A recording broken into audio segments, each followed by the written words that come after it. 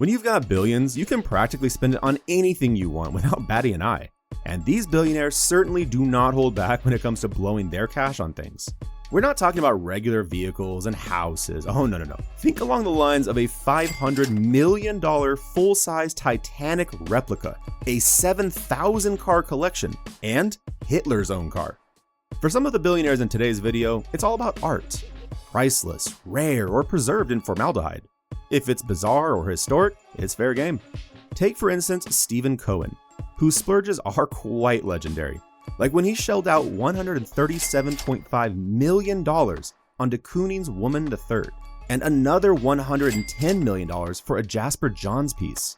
Which is what makes this artifact so strange and amazing.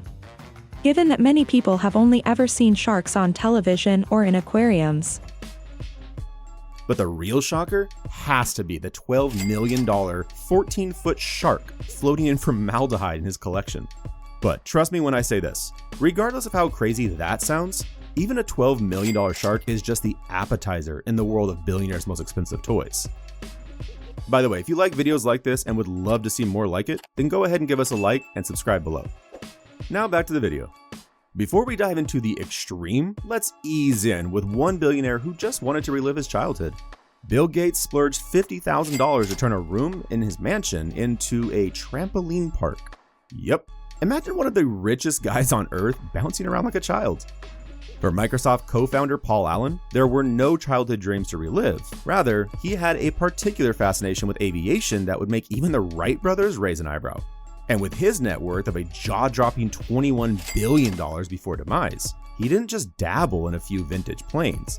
No, he launched an entire fleet of World War II warbirds that he lovingly restored. His hangar in Everett, Washington is like a time machine that cost him $5.2 million. And then there's the Sultan of Brunei, a man whose shopping list doesn't exactly stick to normal. Of course he's famous for that $21,495 haircut. Imagine cutting your hair for the price of a car. However, his real showstopper is the Star of India, a jaw-dropping $14 million Rolls-Royce that once belonged to the Maharaja of Rajkot. Speaking of crazy car purchases, some anonymous Russian billionaire apparently decided Hitler's private Mercedes was just the solution to all his billionaire problems. And so, he shelled out somewhere between $6 and $15 million to snag this infamous ride. The deal was brokered by a Dusseldorf dealer, and while the buyer remains anonymous, rumors have it that he still has his eyes on more cars from the same era. But we're just getting started, because if luxury car collections were Olympic sports, the Sultan of Brunei would win gold, silver, and bronze. The man has amassed a jaw-dropping fleet of between 5,000 and 7,000 cars, valued at a jaw-dropping $5 billion. We're talking 452 Ferraris, 21 Lamborghinis, and 604 Rolls-Royces, and even some ultra-rare one-off custom builds you can't find anywhere else. It's proof that when you're a sultan, you don't just buy one car, you buy every car. Yet the sultan's car obsession makes sense in the world of billionaires, where if you're going to splurge, you might as well do it on a level most people can't even imagine. And not to be outdone, some billionaires skip the Ferraris and go straight for islands. Like Larry Ellison, who decided that beachside property just wasn't quite enough. So in 2012, he picked up the entire Hawaiian island of Lanai for a casual $300 million. This private paradise covers 90,000 acres of lush, untouched land, and even boasts 2 Four Seasons resorts. Oh, and if you want a taste of this high life, you can stay overnight. Just be ready to fork out $7,000 for the experience. Now, while some billionaires are buying islands and filling their garages with enough cars to stock car dealerships, others take a more cultured approach to their wealth. Telecom tycoon Carlos Slim, for example, opened the Museo Somaya in Mexico City, a fortress of art worth around $800 million. Slim's got more than 66,000 pieces, including some of the most priceless works of art from both Europe and Mexico. So if you're looking for a cultural experience, forget the gallery tour. Just drop by Slim's personal museum and soak up the masterpieces. Let's talk Ken Griffin. For most people, buying art means maybe a nice painting or two for the hallway. But when you're Ken Griffin, you buy a Willem de Kooning and a Jackson Pollock in a single deal that runs a cool $500 million. This little shopping spree went down in 2016, setting the bar so high that even the Shark Tank in Cohen's mansion might blush a little. But wait, if $500 million on abstract art seems absurd, Bill Gates decided that the best collection to his library wasn't just any classic literature from the Renaissance period, but the actual Codex Leicester by Leonardo da Vinci. For $30.8 million, Gates scored this 72-page treasure trove of Da Vinci's sketches, musings, and brilliant 15th century mind-bending theories. Owning a chunk of Da Vinci's genius? Now that's priceless. Okay, actually today it's worth nearly $65 million, but who's counting?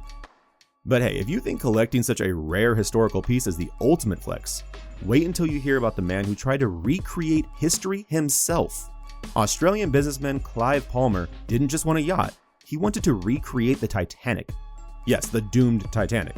His Titanic II, a near exact replica of the doomed ship, cost him between $425 and $567 million. And all we can say is we hope this one doesn't hit an iceberg and that he has enough lifeboats for everyone on board. Now that might be wild, just not as wild as Elon Musk's jaw-dropping $44 billion acquisition of Twitter. Or should we say X? In a bold move that had financial experts scratching their heads, Musk decided that running a social media platform was a worthy endeavor for his considerable resources. To a sit-down interview. Earlier on Tuesday, I'd received a response to an email from Mr. Musk. Let's do an interview tonight. It was a gamble that sparked heated debates about the future of the platform, leaving many to wonder if Twitter's chaotic reputation could turn into a new kind of goldmine, or if Mr. Musk simply bought himself a very expensive headache. When it comes to Wild West collectibles, there's one prize so rare it's practically an outlaw itself. And of course, William Koch, the other Koch brother, had to snag that piece. In 2011, Koch shelled out a staggering $2.3 million for the only authenticated photograph of legendary outlaw Billy the Kid, securing a piece of history most of us only see in movies. Honestly, for that price, I'd want Billy himself to jump out of the frame and start robbing banks on command. But in recent times, there are speculations that there might be 2 other photographs out there. Who knows? Maybe William would try to snag one of those as well. While a lot of billionaires love collecting, for others it was adventures. Now, here's a billionaire with an obsession for history who went to see the Titanic, but not the museum. British billionaire Hamish Harding heard about OceanGate's trips to the Titanic wreck and thought, why not? So he shelled out $250,000 for a submarine ticket. Unfortunately, the submarine was about as reliable as a cheap knockoff, piloted with a gaming controller and made from carbon fiber, which is the last material you want in the deep sea. Tragically, the sub imploded, and the occupants never made it to the surface alive. Harding, however, wasn't the only one into underwater adventures.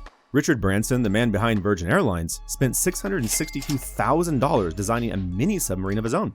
He planned to take it to the Mariana Trench, but right before he could even try, film director James Cameron beat him to it. So yeah, Branson's underwater dreams were as sunk as his investment. Sometimes though, billionaires don't just throw their money away, they give it away. When Jeff Bezos auctioned off a spaceflight ticket, Ken Griffin bid $8 million to win it. But after paying, he chickened out and handed it to someone else. Now, if you're into rare furniture, Prince Hans Adam II of Liechtenstein took it to the next level with a badminton cabinet, a Florentine masterpiece that he bought at auction for $36.7 million. This inlaid ebony cabinet holds the record for the most expensive piece of furniture ever sold, and it now resides in the Liechtenstein Museum. And then there's Maxim Viktorov, who shelled out $3.9 million for a Guarneri de Gesù violin. This isn't just any old instrument, it's one of only 150 surviving violins from the 18th century, crafted by the legendary Giuseppe Guarneri. The instrument made its grand debut after 7 decades of silence, played in front of Moscow's elite like it was the most exclusive concert in history. We've already established that Jeff Bezos is used to spending his money on some wild purchases, but this one might be a little more unusual than most of his purchases. In 2013, he decided that owning one of the world's most influential newspapers would be a fine addition to his resume, shelling out $250 million in a deal that caught even the sharpest financial minds off guard. He would later admit he didn't do much due diligence before agreeing to the price, but that's some top billionaire confidence for you. I mean, who needs to check the ratings when you're already at the top of the game? While there have been some absurd and stupidly expensive things we've come across, this one definitely takes the cake. The story goes that there's a billionaire out there who missed his dead dog so much he decided to clone it twice for $200,000. That's right, 2 cloned puppies for the price of a high-end sports car. Now, while this has, for the most part, been unconfirmed, we're not putting it past these billionaires. Also, it might just be me, but seriously, something about cloning your deceased dog twice feels a bit much, even for a billionaire.